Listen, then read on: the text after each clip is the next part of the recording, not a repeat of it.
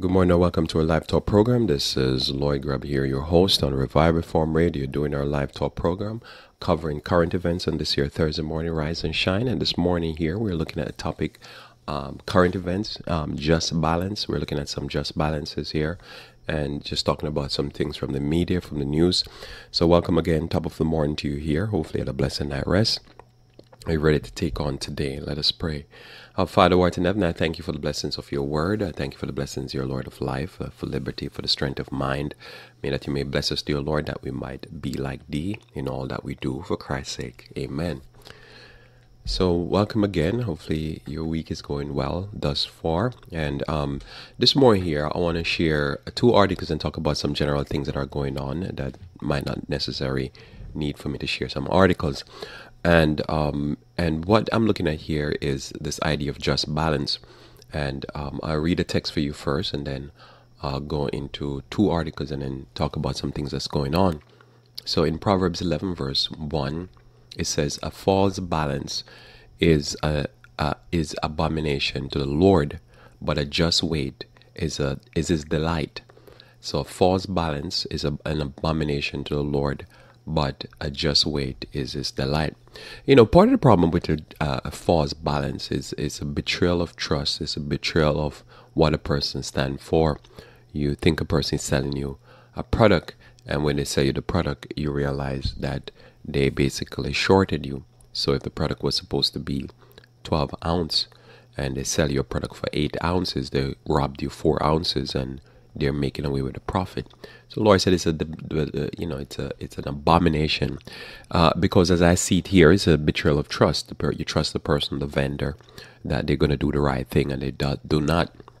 And so it's one thing if a person say, "Hey, we know good, we're a little dirty people, that we are not just in our balance," then you say, okay, at least they didn't claim anything. You're not going to expect anything from them. But it's when a person or a state or an individual or a country claim to have some type of moral standing and some type of law, it's about the law. Then when they do not execute that, then it feels like it's robbery, it's a betrayal of trust, it's hypocrisy, it's lies, wicked, it's abominable. All these things that the Bible does describe it. So today we're just going to talk about a few different things here, two different things. First, I'm going to introduce this thing just for your knowledge, just for you to know what's going on. You already probably hear this, but at least you can hear it from me again, right? So U.S., this is taken from USA Today, and it's U.S. has 500,000 fewer jobs than believe after big government revision. So after a big government revision, they realized that the jobs that were added weren't as much as they thought. And it's written by Paul Davison. The labor market seemed to defy gravity last year, generating more than 200,000 jobs a month despite a historically low unemployment rate that made it harder for employers to find workers. Turned out job growth wasn't as robust as it appeared. The Labor Department revised down total job gains from April 2018 to March 2019 by 500,000. The agency said Wednesday, the largest downward revision in a decade. The agency's annual benchmark revision is based on state unemployment insurance record that reflect actual payroll, while its early estimates are derived from surveys. The preliminary figure could be revised further early next year. The large change means job growth averaged 170,000 a month during a 12-month period, down from 210,000 initial estimated according to J.P. Morgan Chase. Employment in several industries was revised down especially sharply. Payroll dropped 175,000 in leisure and hospitality and 146,000 in retail, two bellwether service sector that depends heavily on consumer spending, the economy's main engine. So as the American economy is based a lot upon consumerism. But leisure and retail often is per se not necessarily what you need, but what you want to spend extra on. Employment, or your expendable cash. Employment also fell by 163,000 in professional and business services and 69,000 in education and health services, which is kind of a surprise to me. I would think health services is a constant boom. Continue reading here. It says some industries saw their growth figures revised up modestly with a gain of 33,000 in information, including movies, broadcasts, publishing, telecommunication, and some technology services, and 20,000 in financial activities. The revised payroll data is more in line with what economists had expected at the start of 2018 in light of the roughly 4% unemployment rate that signaled fewer available workers and an aging population. Which I paused there a little bit because this is very important, because I think, and you've heard me say this hopefully, I've said this here, not just at church or something. But if you listen to me often enough, you hear me talk about this, that I think the numbers are not accurate because they need to start peg the unemployment rate also with the retirement rate and the employment rate. So that means how many new workers added in each month and how many old workers retire, and what is the 10-year mark, because what we have is so many baby boomers are retiring, and that number is getting larger and larger every year. So we need to know that number, I think. So the aging population, and then when you add the workers that are getting jobs. The mystery was how the economy is continuing to get 200,000 jobs, say economist James Marple of TD Economics. It's less of a mystery now. The new figures also could have political implication. President Donald Trump regularly touted last year's blockbuster job figures, which many economists trace to the federal tax cuts and spending increase to he spearheaded. The economy did grow 2.9% last year, matching its best performance since 2007 to 2009 recession. But growth has slowed this year, and the jobs revision indicate the economy may have had less momentum than believed heading into 2019. It's a moderate economist, say Joe Noroff, chief economist of Noroff Economics Advisor. It's not a strong economy. Now, many economists are forecasting a recession next year, largely because of Trump trade war with China and slow global economy. So, some thoughts here from myself about what's going on. Because when you have a just balance, you can balance things out properly. When you have a false balance, you will not be able to balance things out properly. And so the philosophy here that's running right now is that if you take more money and give it to the wealthy, or say you didn't really give it to them, but you take less taxes from them, so that the money goes into their personal coffers so they can produce more jobs, then what will happen is that they're claiming that the economy will do good. Now, this is an economy based upon what the rich is doing. And if you know, when they talk about the economy, a lot of time they're talking about the economy of the wealthy, those who are in the trade business, trade in Wall Street, that type of thing. So yes, in essence, you could say it is doing good for those people, but for the general population, the economy didn't grow. The economy actually, I believe, if you analyze across the board, I would say we're probably already in that recession. And why I'm saying that is this, because if you're familiar with third world, people believe third world is third world because probably there's a lot of, they're not in Europe or something. But third world is third world simple for this reason, is because the economy is structured in a way that there's a large percent of the people are poor, a small middle class, and then a much smaller upper class. The upper class, the economy is structured for them to do well because they're the job creators. That's the philosophy that America has taught the world. And by doing that, you keep the third world, because you go to the place and you see people driving certain cars. You see certain cars in those countries. You see certain size houses, but then the juxtaposition is you see a lot of people living in shacks. So what the economy do is structured in a way that everything is structured to benefit, to take as little taxes from the rich, to put in infrastructure, to put in education, in health, in these what they call socialized things, to lift up the poor, to give the poor an equal just an opportunity.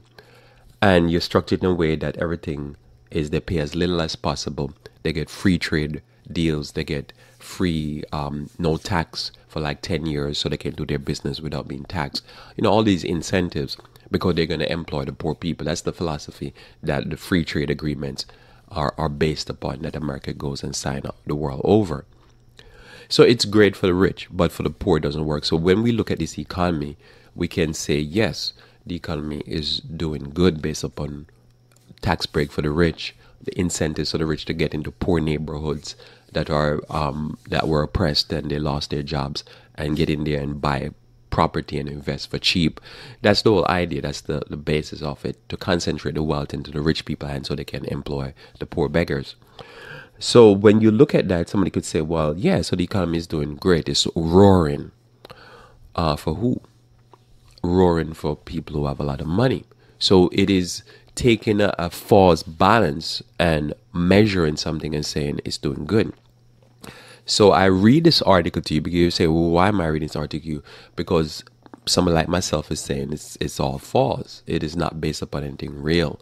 It's based upon this idea of giving money to the rich that they're going to employ, poor folks. That's number one.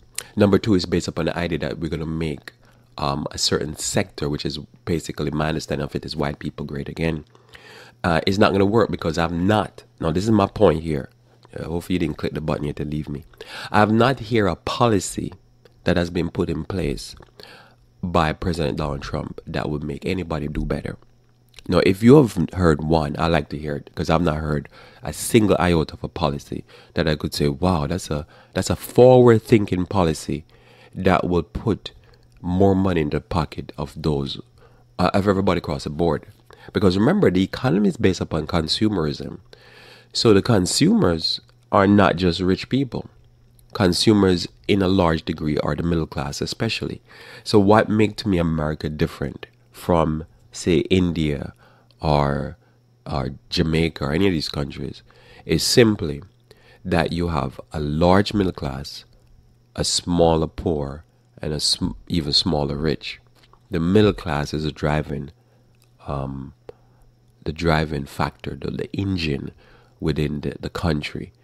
And you can have more people in that bracket, whether it be upper, lower, or close to being phenomenal wealthy, but they're still probably middle class.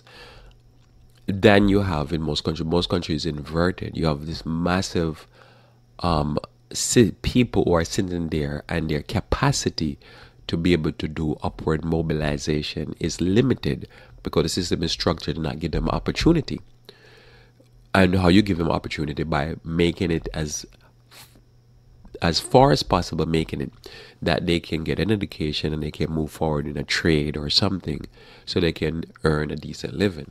But when you limit money going towards school, infrastructure, medical, and all this, you make it that it is not so good, but you make it that you structure the system that rich always have the opportunity to make even more money. So these are the two philosophies in the society. I tend to believe in the philosophy that you open it up, educational wise and otherwise, that if somebody want to come forward, step forward and take an opportunity, open it up so that they can take the opportunity. The system there is like, no, they have a system and they call it capitalism. I don't even know what it is, because it's not capitalism. It's not free market, because free market would also include, because when they say free market, they're talking about free market to get your product to whatever, to market. That's is not fully free market. Free market is that who cares about you already having a business? You already having a product to market per se. To me, the bigger deal would be that anybody from any community who want to excel, if that child in Appalachia, living in a trailer park. Parents never even finished high school. And she or he says, I want to do something in my life. And she go to her teacher and she said, look, I want to make it out of here. And the opportunity is there, educational wise, opportunity wise, for her to make it out of there and for her to excel. That to me is what to me would be a true free market. So somebody said, but that's not a market. Yeah, it is. And when you think about it, because all we're going to school for is to go into business. But if I go to school and I did everything I did right and I can't get into business, whether it be to work for a business or start my own business, then it's really not a free market. It's a market designed for some people. And then other people get locked out. Now, why would I want that? I really believe why you want that, because you open it up for the person who want to excel. The person who don't want to excel, that's their choice. But you just make it open to everybody. So they'll say, oh no, what you do, you only open it to those who are already rich because they are the business owner. Now somebody will say that's a dominant philosophy. Now here's why I don't believe in that. I didn't even plan to talk so much on this. The reason why I don't believe in that, because it's not just, is that, say for instance, you have a person who, like, I remember they were talking about Google and Yahoo. A free market would be, say, somebody like a Yahoo come on the scene. I mean, they're on the scene, they're dominating, they're the biggest fish in the sea. And some guys there say, we want to become the search engine giant. The freedom allows them to go ahead and blow Yahoo out of the water. And Yahoo, what is Yahoo now? It's nothing. But if you say you want to give only the incentive to those who are already rich, well, the problem is that you can't have no new player on the block. Look how happened to Tesla. He had big money put into his system by investors. But when you lock out the system and you say, well, here's a guy from South Africa, lived in Canada, came to America, and you lock the system where it's only for certain people, then you can have somebody say, you know what, we're going to do something different that the big major manufacturers are not doing. Think about it. Ford, up until now, has not put out a car that's a serious electric car. Chevy did, but Ford hasn't.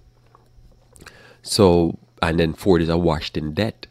So imagine now you have capacity within Ford, engineering capacity, but they have not moved leadership wise. So you could have possibility to come up with a phenomenal electric car, but you can't because leadership is not there. So that system would be, if it was for Ford alone, that system would be stuck. If Ford was the only monopoly, that system would be stuck. So that's the problem when you lock out system. But now we have it, we say make a system open. Somebody can come in and press the industry in such a way because they say we're going to do this. And that would be what Elon Musk did with Tesla. And so forth and so on. But when you lock the system and you don't say let the cream rise, you limit the cream because you say the only cream should rise is the cream that is already rich. They already rose and we want them and their children to rise. Then you never get a fresh system.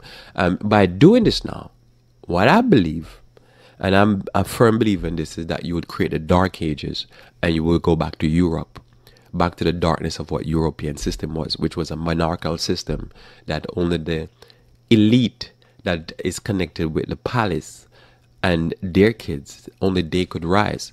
So what it is, you never have fresh innovators because you lock the system out. You make it that whoever wants it, let them have it. And when you do that, you always have a fresh input.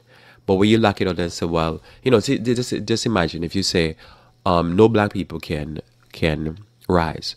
So that means if you made it that no black people can rise, all the inventions that were done by people of color, you would eliminate. Somebody else would have to invent it, but not them. And so you create a darkness.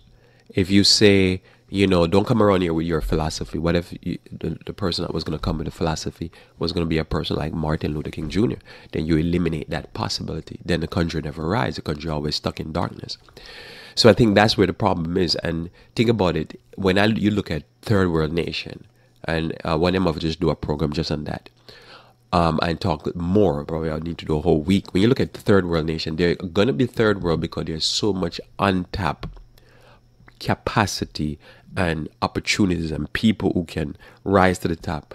But what it is, you keep them in ignorance by having a subpar educational system, a subpar health system, subpar transit, or what you call it, infrastructure. So if I want to take my goods to market, I can't get it to market because the infrastructure is not there. So these are capacity or capabilities that are never going to be tapped into that country because the system doesn't make it that anyone can rise to the top. So many of us found ourselves in a situation that if you start thinking, I need to rise to the top, you're thinking, I need to leave my country, I need to head to America because that system is more open. So to me, that's part of the beauty of America is like, if you want to make it, you go there. Other places, the governmental system there is fed into the IMF World Bank philosophy, and this is which is came mainly from Washington D.C., and they're fed into that madness, and they say, well, America is free, but you make it that says no money goes for infrastructure. So the cowboys who were running rampant over here, abusing black people in the inner city, they have a lot of them left and gone to China and gone to various places in the Caribbean, Central America to go feed the people the garbage that they wanted to do here. And they're trying to use, to me, what I see, the conservatives to push that philosophy. So all of this said, so the question then is, what's going on with the economy? I believe it's like what they call a paper tiger. It's not real. It's based upon nothing. It's based upon an economic output and increase that's based upon a false concept that will crumble. Because it's trying to push us to the dark ages and push us to a third world type system, which is an abomination. It is a sickness because it locked in too many people. Those places are what they call prisons of hope, and the people who live in those countries, they're prisoners of hope. They would want to excel, at least those who want to, and they can't because the system is locked up. You to me, even you here listening to me, I don't know if you understand. A major part of this is because I'm in a free system. I don't have to toe the line with any church denomination because I'm in a free country. I can do whatever I want to do as long as it's within the law and blessed by the Lord. But in a repressive nation, I don't exist. This doesn't exist. This conversation doesn't happen. On the ground, but it's not going to happen in China. It's not going to happen in Pakistan. It's not going to happen in Iran. Those places are repressive. There's darkness. That's why they're stuck in dark ages. They can't ever progress. When was the last time you buy a product from any of those countries? Somebody say you buy a product from China, but look at the large, massive amount of people in China living in abject poverty. But yet there's so much money that they can't lend money to even America. Well, why are you lending money to America? Go give it to the poor people in your country. Lift them up. So this is where we don't believe it from a biblical morality, any type of point of view. We don't support this type of system. So is the economy doing well for some people? Yeah, if you put back money into the hands of the rich. Is it going to trickle down, as they called it in the 1980s, with President Reagan and Margaret Thatcher, the Iron Lady from England, that pushed that system? Is it going to trickle down? No, unless you want crumbs. If that's what you want, say you're a poor person and you're looking for crumbs off the table of some rich person, and you're happy with that, then sure. But if you are somebody who want to be that person, and you want to sit at the table, they're going to lock it down. So is the economy doing well? My answer for that is no. I state my claim on that because there's nothing. Think about this, and I talk about this another time, but I should throw this out there for your mind. Think about the idea of the economy. Every time the economy did well, you could see the work, right? You could see the results. All we're seeing is that the stock market is doing well and rich people is getting richer. But you're not seeing the regular people at work. See, in every economy, there is always, you could see the result. You could see the tech bubble. Before the tech bubble, there was a massive tech growth. And all these major companies started, and many of them failed. Some of them are still here today. And many of the workers now are working, in the failed companies are working at some of the bigger giants. There's some eating going on. Some people got et, and then they move on. So you can see that when there was the Before the 2007 2008 financial crash, we had the housing bubble. You saw the houses going up, you saw the house prices going up, you saw real estate creating real money. Now it became a bubble because a lot of that was built upon some false premises of letting people could afford, and basically reselling, repackaging loans that were bad loans. And it crashed. But you could see the upward and you could see the down. This time the upward is built upon putting money into the hands of the rich with the hope that they're going to employ people. Here's one article I just show you here that I just read that showed that, here we go, the employment numbers that they were putting out had to be revised down by 500,000 people. And while this is going on, we have a downward revision.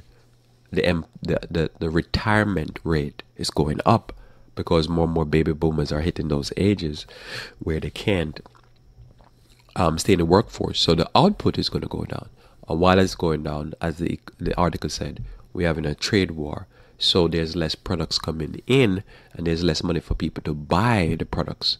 So since a major part of the economy is based upon purchases, then there's less money going to the government, because if there's less people making money, the government now is paying out more money to retirees.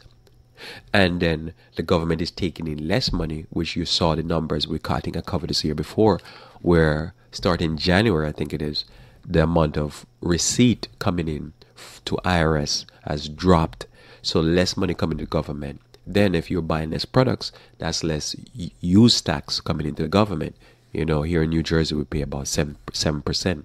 So that's 7% less economic output, less money coming in.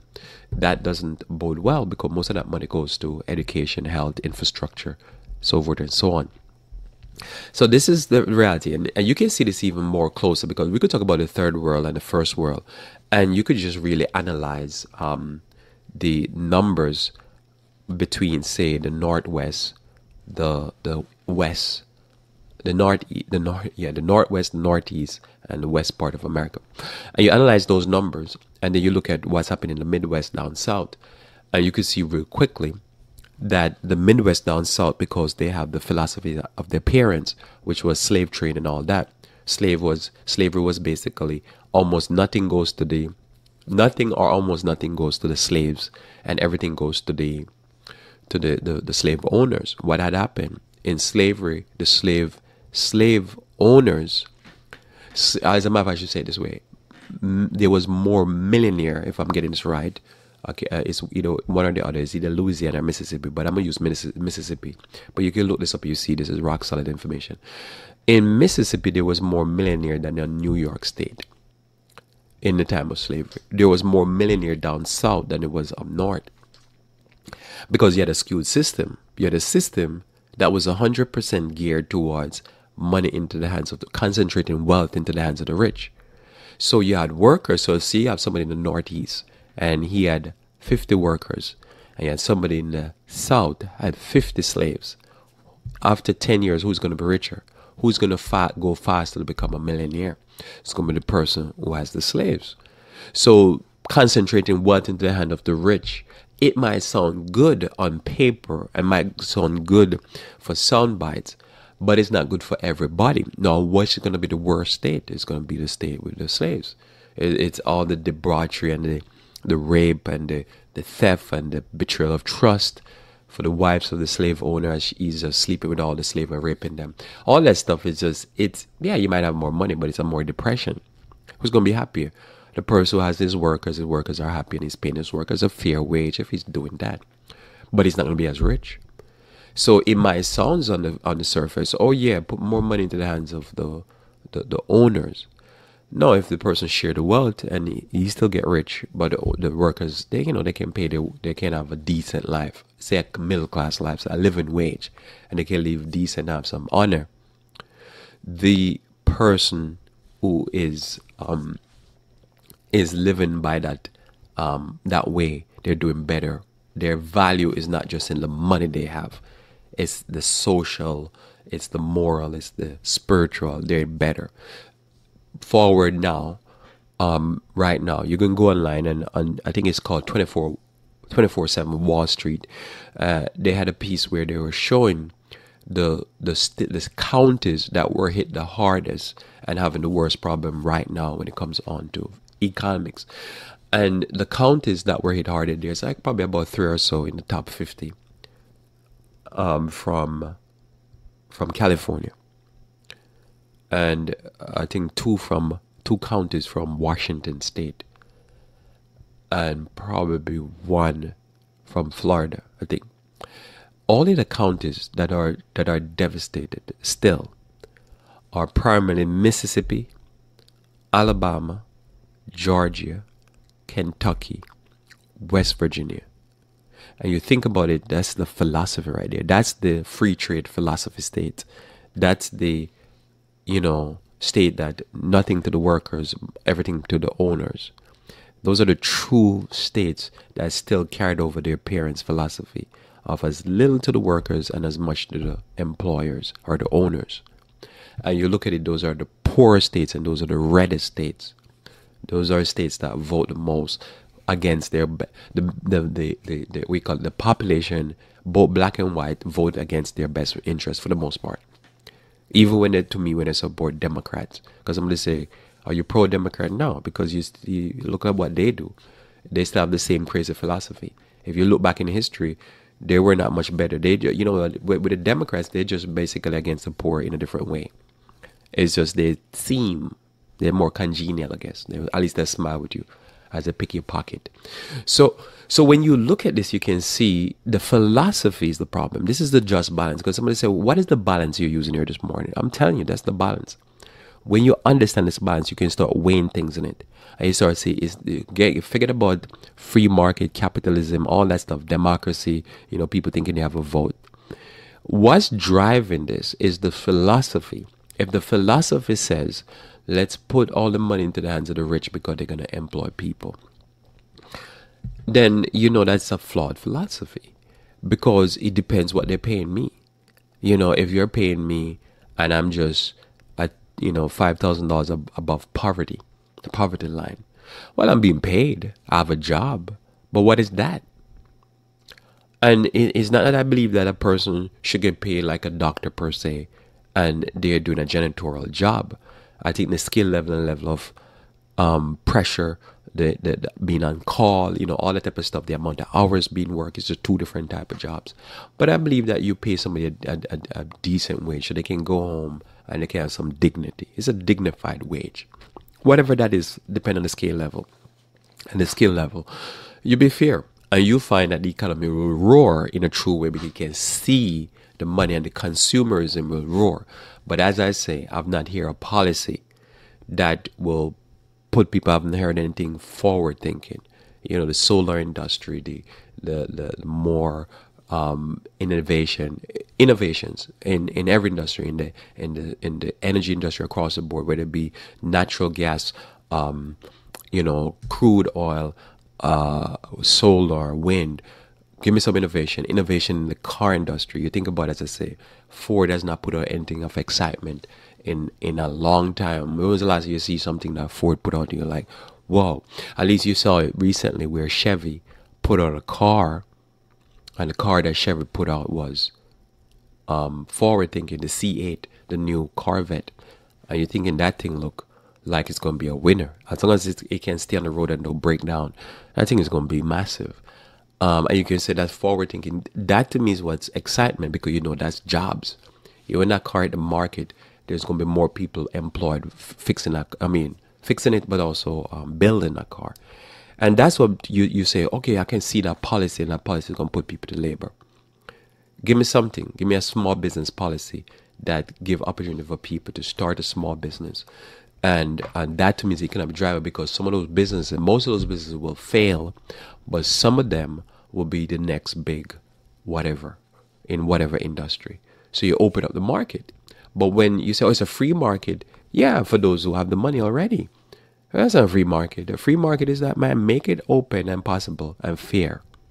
That if somebody wants it, because not everybody wants it, but the person who wants it, open it up so they can get it. This is why, look, we have churches. Before I switch gear, I'm going to my second article. We have churches that are closing And I guarantee if you go to the conference, in across any of these conferences, the Wesleyan Church, the Presbyterian Church, whatever, you say, hey, look, we have a guy over here. He can do the job. Let him have it. They won't do it because they want you to be part of the system. And if you're not part of the system and you're not, you have to be legal. This is what they're saying now. Like, who cares? The economy need to be, if, bring me the people who are going to make the economy grow, whether they have the papers or not. That's my philosophy. My philosophy is give me somebody with the papers or without the papers. As long as they can do the job, let them do the job. Their philosophy, oh no, if you can do the job and you will make the country do great, but you don't have the papers, we're not going to do it. But I'm going to tell you something. When we go into war, if you're illegal in this country and you're willing to fight for the country, they give you the paperwork. So why can't it be like that for everything else? If you're going to make some money and you're going to make the country great again, open it up. But the constraint and the giving away the money to the rich is dumb. I'm telling you, if you're going to benefit the system, come on over. Make it happen. If you're going to make the system go down, man, get rid of them. I agree with that. If you come in and they're doing crimes, they want to murder people and stuff like that, man, get rid of them fast and quick. And that's fair. But if you're going to make the money and you come in here to make it better and good, get rid of them. We have so many people on the poor rolls that they physically can't work and they're not working. Next article here. So this is what happened in Sussex County, New Jersey. So this is up my lane. This happened a town over from where I live. So I do this one especially because it's so close. And so here is the article. This is from justice.gov. I pulled this from. And this is just, the rap sheet. So Sussex County man charged with unlawful possession arsenal. So unlawful possession of an arsenal. And a Sussex County, New Jersey man has been charged with possessing an arsenal of weapons and ammunition along with white supremacy and racist propaganda, U.S. Attorney Craig Carpenito announced today, which is, I think Tuesday. Joseph Rubino, 57, of Lafayette Township, New Jersey, is charged by complaint with 1 count each of possessing with intent to distribute methamphetamine, possession of firearms in furtherance of a drug trafficking crime, and possession of firearms by a convicted felon. Rubino will appear in Newark Federal Court at a date to be announced. According to the document filed in this case and statements made in the court, on July 24th, 2019, following a motor vehicle accident, officers with the New Jersey State Police observed numerous weapons and ammunition inside Rubino's crash vehicle. After executing court-authorized warrant to search Rubino's vehicle and residence, law enforcement recovered from Rubino's car and house the following. So before I read the following, so what happened, he was in an accident, this gentleman here, and they had to try to extract him out of the car. So while they were extracting him, they noticed all kind of weaponry within the car. And then they went and did a search. So here's the search result. And here what he had in his car and in his house. He had Intratec ARM model TEC DC9, which I think is called a Tech 9 assault semi-automatic assault handgun. He had a Cobra Arms Mach 11, which is normally known as, that's what it's normally known as, a Mach 11. 9mm semi-automatic assault pistol with high capacity magazine. He had a Keltec CMR 30.22 caliber. Hopefully I said that right. Semi-automatic rifle loaded with 16.22 caliber hollow point cartridge. So when that hit you, it tears you apart. High standard Derringer .22 polymer 80 Intheca M66 Remington Model 700, Thompson Center .5 caliber, Remington Model 870, New England Firearms 20 gauge, single shot shotgun, Remington Model 6760 Savage Pump rifle, Glenfield Mod 60 point whatever caliber semi-automatic rifle, 2 sawed-off double-barrel shotgun. This is the stuff that is made for movies. Several high-capacity magazines, numerous silencer, an assault rifle. He had a grenade launcher, a ballistic vest, numerous additional ammunition of various calibers. In addition to the firearms, so this is just his firearm.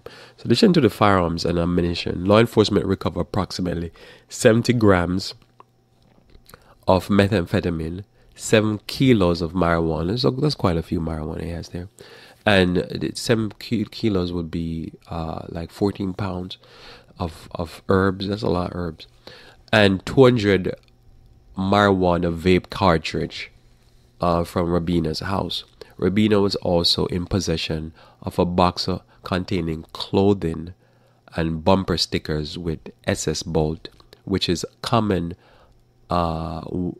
which are common white supremacist and neo-Nazi symbols, as well as a document entitled Nigger Owner Manual, containing racist material and purported to be an instruction manual for owning a slave, which is fascinating.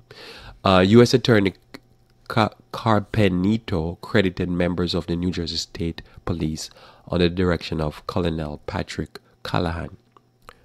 And then they credited all the state, the ATF people and other state prosecutors from Newark, from Warren County, from Sussex County, which is my county here, the count of possession of methamphetamine with the intent to distribute is punishable by maximum of 40 years in prison. The count of possession of a firearm by conviction felon is punishable by a maximum of 10 years in prison. And the count of possession of firearm in furtherance of drug trafficking crime is punishable by a maximum of life imprisonment. The case, addition to the punishment of the manual, is for execution. Now, the case is being prosecuted by Assistant U.S. Attorney Vera Varshavsky of the Organized Crime and Gang Unit in Newark. The charge and allegations contained in the complaint are merely accusation, and the defendant is presumed innocent unless and until convicted. So he is in interesting trouble here. So this is quite interesting here because this is random. Now, these are some of the situations that happen where you know, people always say when they get to heaven, they want to find out. When I get to heaven by God's grace, it's not one of those things I'm going to ask about. But if it comes up, I'll be quite interesting, especially if there's there's a log of all the programs I did. I'll be like, oh yeah, I did this program. Yeah, whatever happened to this guy? Did he ever get saved in the kingdom of heaven? Or what was he doing with that manual? Because this is fascinating.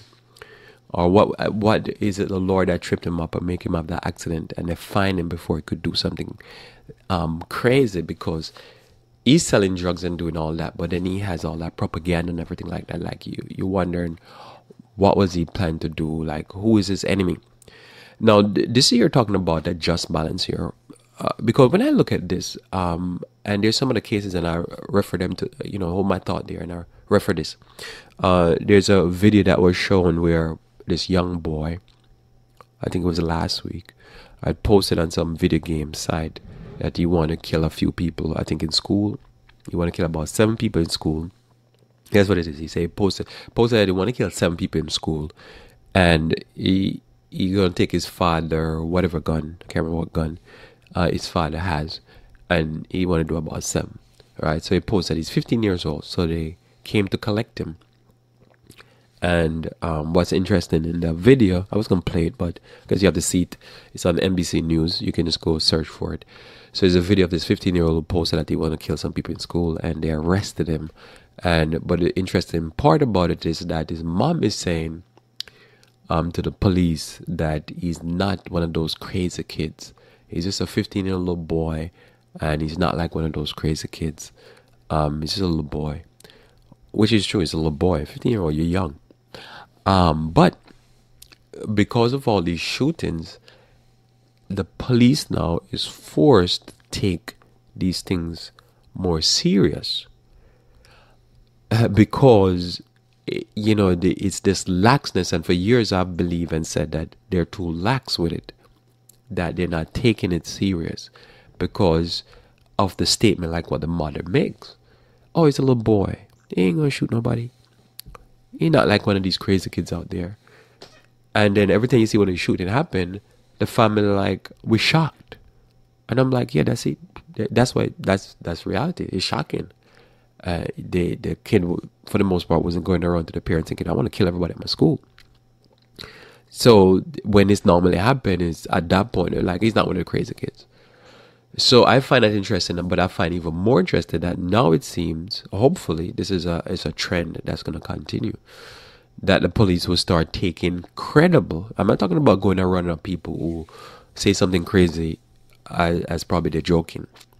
But if it can be proven that the person can carry out the crime, and it is not just say a person made a one-off threat, it's one thing. But say they make a one-off threat and they can carry it out, and they're too specific. I'm gonna use my father's gun. I'm gonna go and kill a few people, and they say it more than once, and you realize, wait a minute, is this kid joking or is he serious? I think we need to do something about it.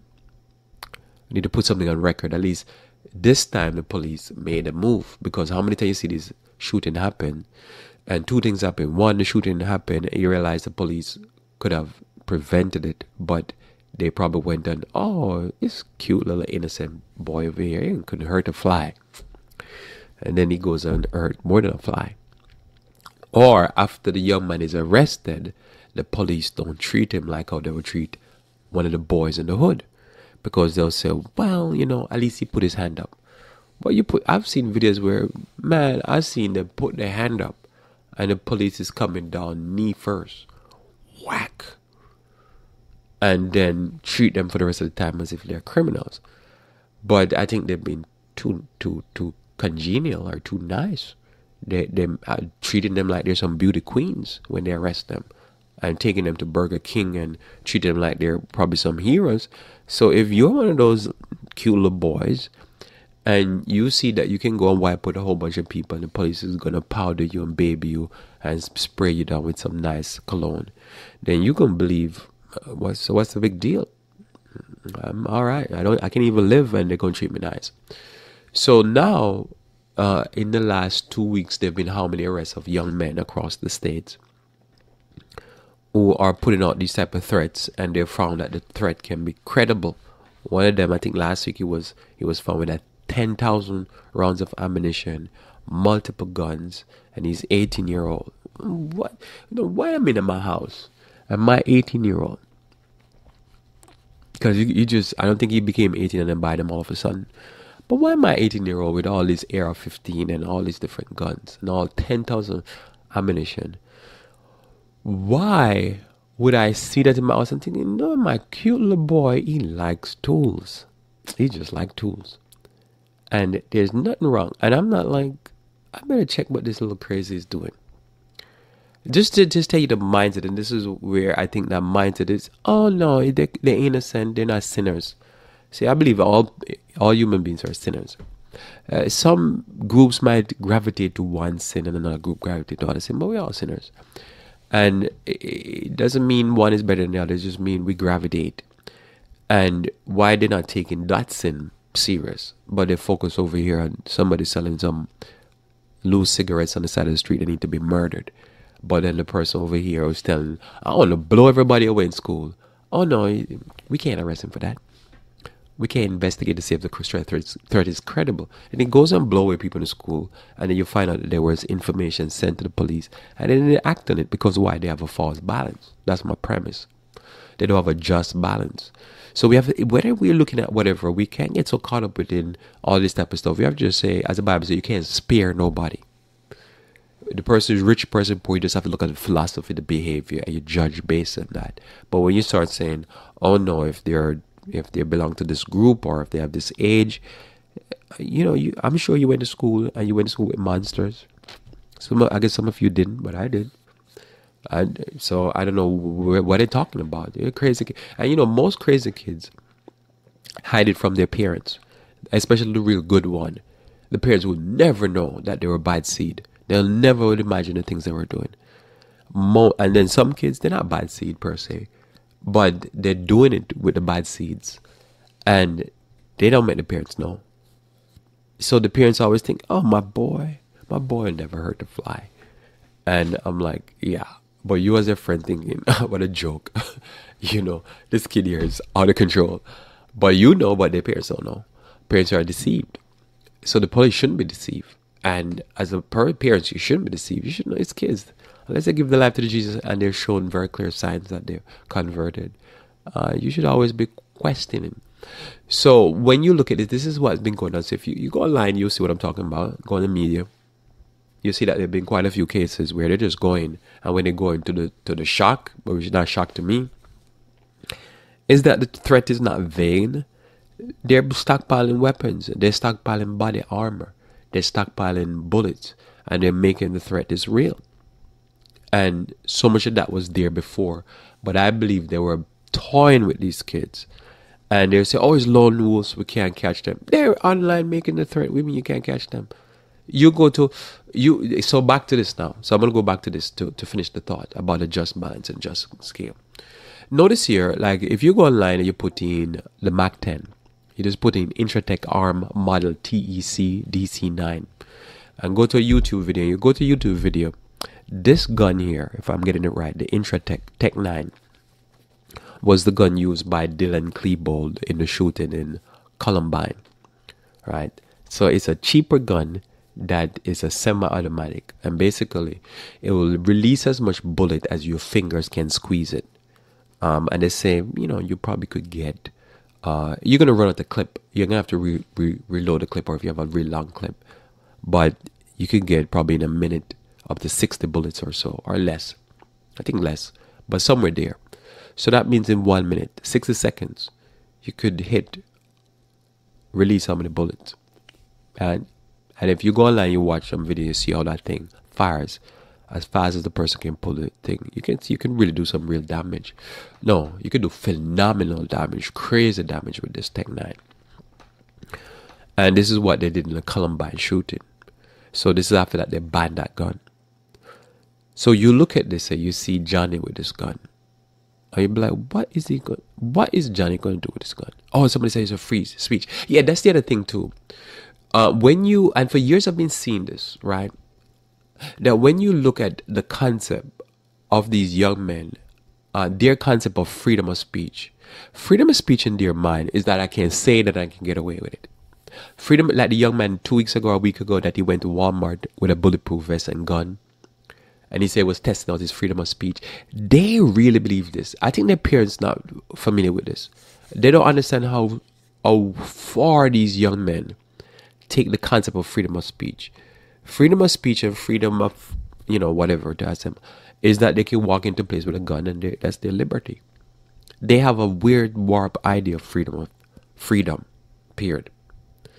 And so freedom also mean that I should have the legal right to go collect a Tech 9. I have it. And my parents should think, oh, look at him, he's a true flag waving American. He's really just turning into a true American right here. I'm not thinking, wait a minute, why is he doing all his guns? And then Johnny go do something weird, and then they say, oh, we're shocked. Like, it's strange. At 18, what are you thinking about at 18?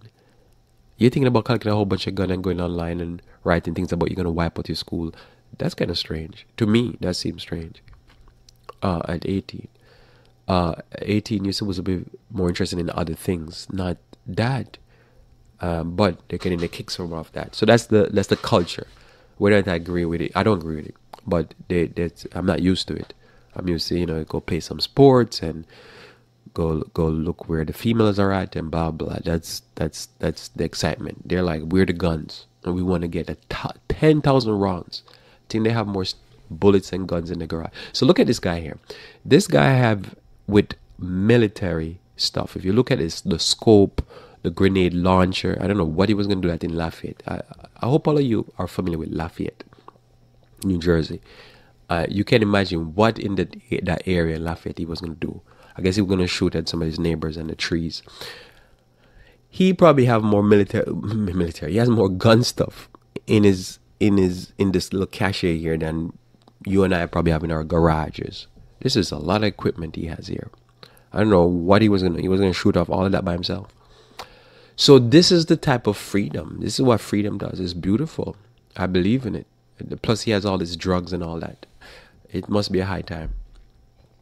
So when we look at this, we see that you have to approach life and start to learn to equalize, have an equilibrium when it come on to judging stuff. Because we could be in a culture, and the culture seem to have a very sensible view of stuff. But when you start to pull back and look at it, you're like, that seems kind of extreme. And it doesn't make any sense. And now what it is, I really believe in situations like this that sometimes the Lord allowed these people to go crash before they do something. You know, I believe always the Lord is more merciful. Because I believe, as we're told, NJ says that before the coming of the Lord, there'll be a limit on the evil. Like we'll see the evil, like there will be a hurricane, but it limits. The Lord limit the damage. And we notice all the hurricanes recently are stuff has a certain limit, but every now and then one of them pops off and it becomes it almost seems like there's no limit, and then it stops. Like last year, the fire that burned down Paradise, which I think is a more conservative area over there in California, just wipe it out. So there's a limit, and I believe when these type of things happen, you could see that there could be far greater damage, and you could see the mindset kind of the person. Because somebody said, well, oh no, he has a right to collect arms, but he just couldn't collect it because he had a convicted felon, and so he lost that right. But you notice that's not the problem only, because other than the arms he collected, you notice also that he has that racist propaganda, and the propaganda is entitled Niggers Owner's Manual. Like, so it's this kind of all this mess that's going on in his head, and then drugs, and the weaponry. You see that something is wrong. And I really believe when things like this happen, it's not the police. The police did their thing after the fact, but it is an accident that caused the police to discover. And it's the same thing when these young men go online and post things, and they need to be excessively or heavily investigated, because you got to take them serious, because they've been posting it and carrying it out. So take it serious, but they have not been taking it serious. And I think sometimes the Lord in His mercy just save us from some of these crazes, make them kind of crash and burn on their own. And so we approach life with a just balance. We look at things from a way, as people say, people say there's no God. Part of what I believe there's a God is that sometimes they're kind of burn out on their own. And then the police who are not doing their job because they're busy hunting after people who they're not supposed to hunt after.